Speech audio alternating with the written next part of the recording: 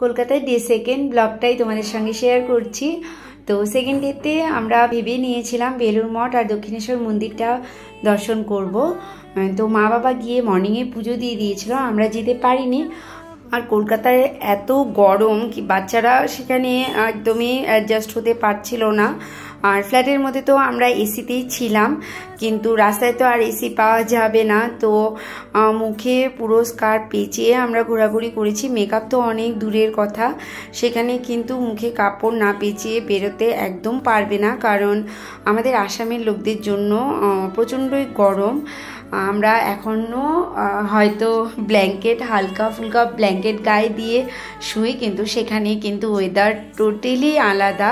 38-এর মতো টেম্পারেচার হবে। তো বেলুড় মঠ যেতে যেতে মোটামুটি 12টা বেজে গেছিলো। তো গেট আমরা বন্ধ পেয়েছিলাম, 3টায় খুলবে, তাই সেখানে আর ওয়েট করলাম না, সোজা চলে আসলাম দক্ষিণেশ্বর মন্দিরে। দক্ষিণেশ্বর মন্দিরে উঠতেই এরকম একটা মার্কেট তোমরা পাবে, প্রচুর দোকান, সেখানে 200টার মতো দোকান হবে। তো কিছু কিছু দোকান বন্ধ ছিল। দক্ষিণেশ্বর টেম্পলটাও মোটামুটি 1টা নাগাদ বন্ধ করে দেয়। তো আমরা তাড়াতাড়ি করে মন্দিরে ঢুকে গেছিলাম, আর পুজো দিব না, শুধু মন্দিরটা দেখব।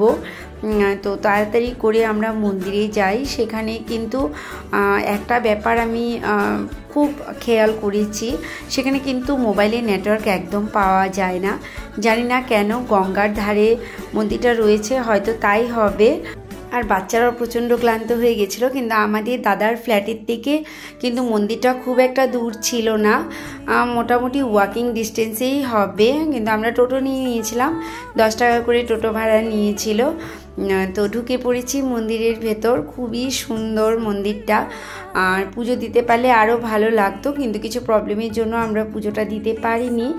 আর এই দেখো মন্দিরটা তোমাদেরকে দেখাচ্ছি, কিন্তু সেখানে কিন্তু ভিডিওসগুলোও নেওয়া পসিবল হচ্ছিল না, নেটওয়ার্ক একদমই থাকে না, মোবাইল পুরো হ্যাং মারছিল। শুধু আমারই নয়, বোনের ফোনটাও হ্যাং মারছিল।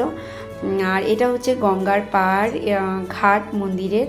তো এখানে অনেকেই স্নান করছিল। তারপর সেখান থেকে আমরা বেরিয়ে যাই, আর একটু দই খেয়ে নিয়েছিলাম।